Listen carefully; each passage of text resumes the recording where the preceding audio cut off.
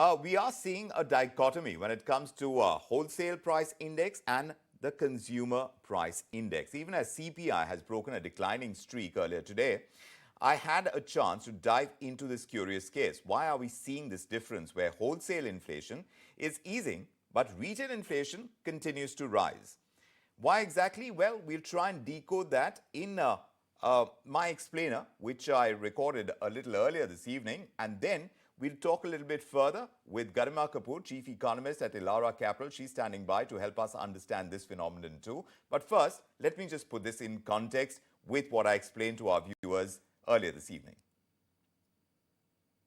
India's August Consumer Price Index, the CPI, seems to have snapped out of its 3-month downward trend.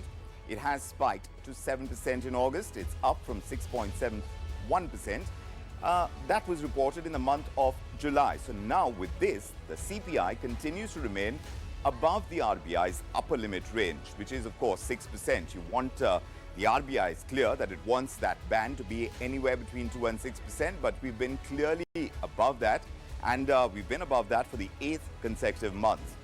Food inflation accounts for nearly half the CPI basket, and that has soared to 7.62% as against 6.75% in the month of July, like you're seeing on your screens as well.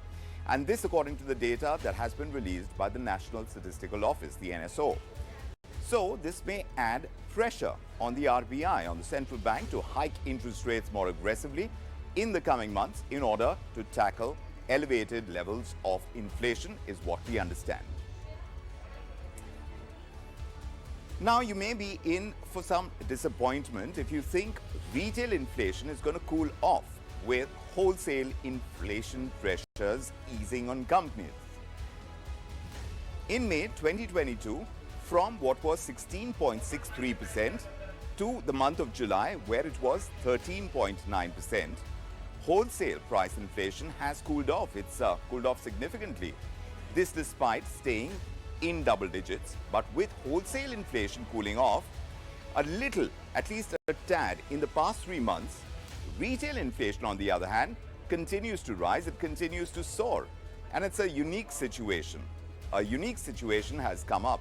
The RBI, of course, follows CPI. The Consumer Price Index has indeed shown very little correlation to the wholesale price index.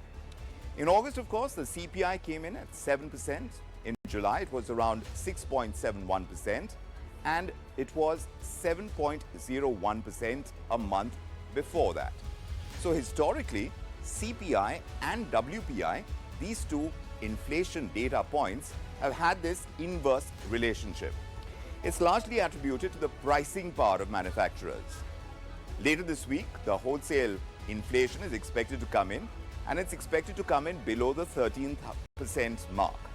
The gap that we are seeing between CPI and WPI is actually falling, and companies are facing two main questions: whether they should raise prices or absorb the costs and take the losses. Now, in recent months, many consumer-centric companies have gone for these price hikes. They've raised prices.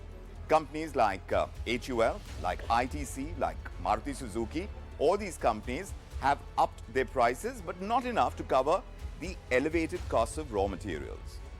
You have other companies too.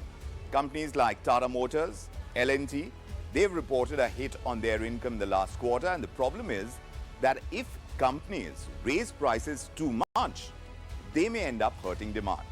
So, wholesale inflation cooling may actually be a good sign for companies, but not so much for consumers yet. It means that the manufacturers are not passing on the benefits of lower raw material costs, their input costs, to consumers. Businesses may be looking now at recouping some of their losses. They're in the process, because they were incurring losses for a while, they're trying to recoup some of their losses. As WPI continues to fall, the lower raw material costs are going to be utilized by these companies to offset some of the kind of margin pressures that they've been under for a while. So if the benefits actually are not passed on to consumers, the problem is, and it is quite logical, that retail inflation will continue to remain high, that CPI will continue to remain high, even if WPI really declines. In fact, many experts are expecting retail inflation to stay out of the Reserve Bank of India's target of 2 to 6%, at least for some time to come. All right, Garima, Chief Economist at Elara Capital, is joining us. Garima, I hope I've done a good job of explaining the reason why we're seeing this dichotomy, but where I'd like you to come in to understand, to help our viewers understand this relationship between WPI and CPI is especially to do with crude price movements and the weight assigned to the food basket. I say crude oil because that has a relatively larger weightage on WPI. And you see petrol and diesel prices have a larger impact on CPI. So should we look at these two? Or do you believe that the reason for this dichotomy comes from the fact that services are only in the CPI basket and not in the WPI basket? Thank you, Vikram. I would reckon a mix of all of what you've mentioned is responsible for the dichotomy that we're seeing. But most importantly, remember, WPI has a very strong share of manufactured goods, and significant part of the manufactured goods are tradable. So global commodity prices have been correcting. For a basket of commodity prices that we track, we are now from 52-week low. We're about 31% below the 52-week high. So that is clearly playing on WPI. If you look at internals of WPI, the manufactured index has been contracting sequentially for 2 months in a row. The second reason is that when you look at WPI, whatever is the movement of natural gas, crude oil, and mineral oil in the global basket tends to get reflected directly into this. But when it comes to CPI, a lot has got to do with the adjustment of pump prices that OMCs undertake, either with a lag, or if they do not take that adjustment downwards or upwards, you will not see that reflect. For instance, you're not seeing the correction in diesel and petrol prices, although the Indian crude basket has come off from the recent highs. That's largely because of adjustment of marketing margins that is taking place. And then, of course, there is an impact of lead lag. While wholesale prices will always correct in line with movement of global commodity prices, the CPI basket of India, which is one, of course, services heavy, will correct with a lag. And remember, in case of CPI, the pent-up demand for services is also keeping the core components and certain components within CPI more sticky than what is likely to be in case of manufactured goods. So I would reckon a mix of all of this is why it is leading to dichotomy. But safe to assume this lagged impact of correction of global commodity prices, which has now started to reflect in WPI, will show up in the CPI basket with a lag of probably a quarter or two. But like we discussed, CPI concentrates a lot on food inflation, Garima. Around 40% or even more is just the food basket. And recently, the government has put these strictures on rice exports to control rising prices of rice. Earlier, it was wheat and wheat products. How much do these two affect our food inflation and therefore our CPI? And what more can the government do to help keep food prices in check right now? See, in case of what happened, particularly in terms of cereals, and we've seen constant intervention by the government in the commodities relating to cereal and products. Remember, cereals and ancillary products have close to 10% of a weightage of CPI basket. First, we saw that in case of raw wheat, and we saw that in terms of wheat substitutes and byproducts, including that of flour. And then eventually we saw export duty come in on broken rice. Now, largely the reason for this is because it has been an increase in prices of paddy in certain pockets of India where the expectation of the output has come off. As we know, the high frequency sowing that the government releases, the sowing is below close to 6% on YY basis. So I do think these fiscal interventions by the government will have a salutary impact. Remember, India is largely a net exporter of food, barring oil seeds, barring edible oils. So anything that you do within the basket outside the ambit of where you do not import will tend to have a salutary impact on prices going forward, for sure.